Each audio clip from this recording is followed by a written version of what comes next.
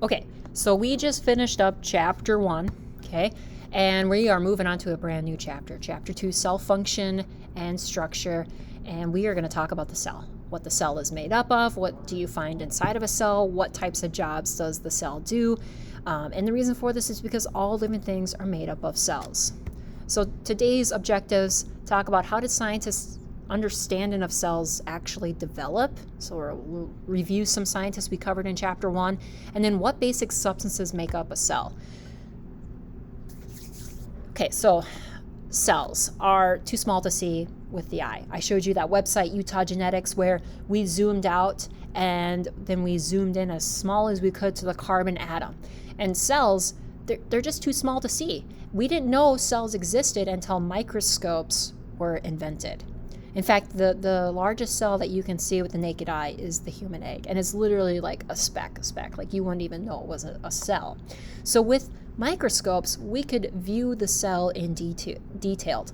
So Robert Hooke built the microscope over 300 years ago, and he examined dead cork cells. Okay, he's responsible for the term cells. This is what he saw. This is what he sketched in his journal. This was a sketch of what his microscope looked like, completely different from the microscopes we use today. Now, with the work of several other scientists, we came up with a theory called the cell theory. Now, I know in science, theory is a word, like in science, theory is like basically fact. Okay, it's like truth. But in everyday English, when we use the term theory, we tend to use it as like a hypothetical situation or a guess. And I'm here to say that in science, theory is like a foundation. Okay, it is true until something comes along and proves otherwise. So in your notes, you're going to write down, these are the 3 scientists Matthias Schleiden looked at plant cells. Theodor Schwann looked at animal cells. So Schleiden and Schwann, because of the microscope, everyone was looking at everything underneath the microscope.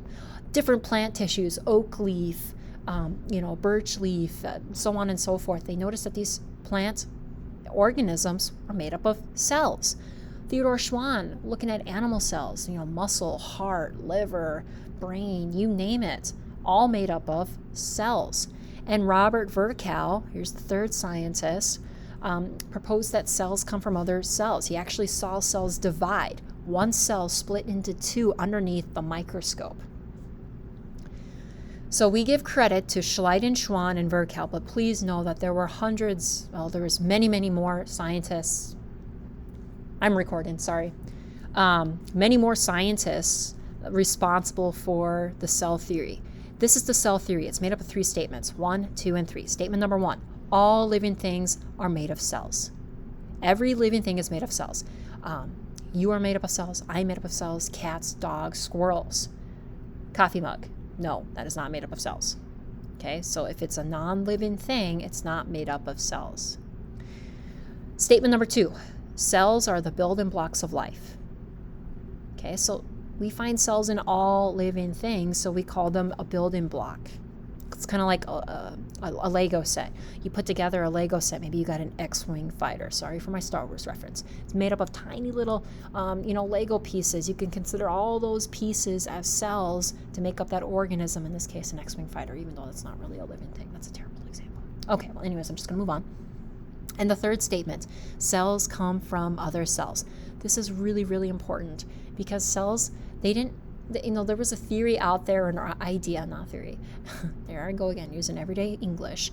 There was an idea that life came from non-living things. For example, if you set out a slab of meat on a table, within a few days, maggots will emerge and flies will form. So people used to think that flies came from meat because that's what they observed. Okay, there was this idea that life could come from non-living things, and the cell theory kind of disproved that. So who else was involved? Robert Hooke, Anton von Leeuwenhoek, there's Schleiden, Schwann, and Virchow, and these are the 3 statements for the cell theory. Now, cells, they're the basic unit of life, but what are cells actually made up of? Well, the main ingredient is water. Cells are made up of over 70% water, and water functions to help insulate the organism. Okay, water doesn't really go through a temperature change. You can usually maintain temperature or heat longer. And the second function, it maintains homeostasis. I mean, it's responsible for chemical reactions, helping you convert food to energy, cushions for your organ between your bones, helps your body absorb nutrients. So water is the main ingredient inside of cells, but it's also made up of macromolecules. So jumping back up here, substances formed by joining many small molecules together, usually cannot function without water. So here is a macromolecule. Macro means big. This is a big molecule. But if you look at it, it's made up of small parts. So, how many small parts is this macromolecule made up of? Well, 1, 2, 3, 4. So the 4 macromolecules are nucleic acids, proteins, lipids, and carbs. So some of them you may be familiar with and others you may not be. So the first one we're going to discuss are nucleic acids. These form when long chains of molecules called nucleotides join together. So when you have a string of nucleotides linked together, joined together in some way, you might form a nucleic acid. So what is a nucleic acid? It contains genetic information. It's the blueprint for that organism, instructions for growth, reproduction, cell processes, helps the cell respond to the environment. Some examples of nucleic acids, DNA or RNA. And the important thing about this nucleic acid is that it gets passed on to the offspring by the parent. So like you have DNA from mom and dad that makes you. Okay? Bacteria, they basically make clones of themselves, so they copy the same blueprint and they pass it on to their offspring. Second macromolecule, jumping the gun here. Here's a picture of a nucleotide, and you can see that it's made up of many pieces here to make that nucleic acid. So how many nucleotides make up this nucleic acid? You'd go 1, 2, 3, 4. This is DNA. DNA is double-stranded, so there are a lot of nucleotides that are making up this strand. 1, 2, 3, 4, 5, 6, 7, 8. Okay, proteins are the second macromolecule. They are long chains of amino acid molecules. Proteins are responsible for almost every function inside the cell. They help cells communicate with one another. They help cells move things in and out of the cell. They help with chemical breakdown of substances, enzymes in your stomach, enzymes in your saliva that break down simple carbohydrates. And they are also responsible for structural support, keratin, hair, nails, collagen. There's so many different types of proteins out there for structural support. So amino acids are the small molecules that link together to form proteins. So you can see that they're like pearls on a string here. All these little beads are amino acids, and when they link together, you form your protein.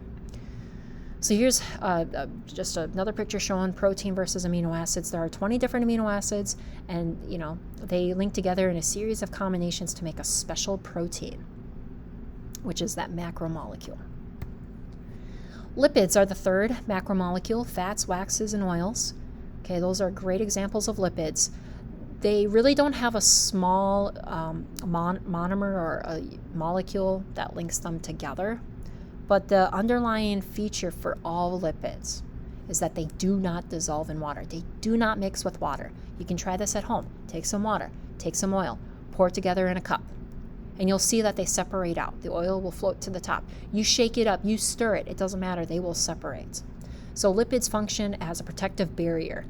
The cell membrane is made of phospholipids.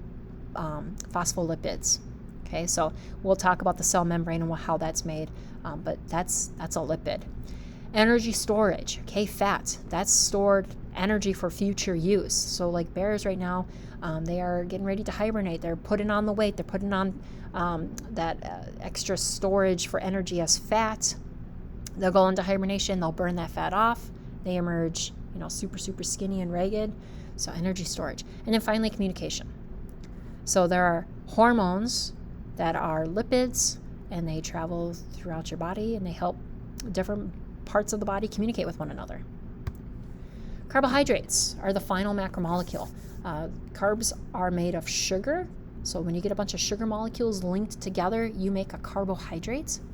So you can see that all of these are a sugar sugar molecule. This is one sugar molecule, 2, 3, 4, 5, 6. Link it together, you form a big macromolecule, in this case starch, but really starch is a carbohydrate.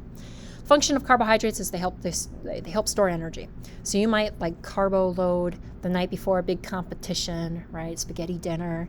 Carbs are responsible for structural support, especially in cells. The cell wall of a plant cell is made up of cellulose, and that is a carbohydrate. You can see that down here, cellulose. And then communication. Yeah, carbs are also responsible for cells talking to one another, so they can coordinate.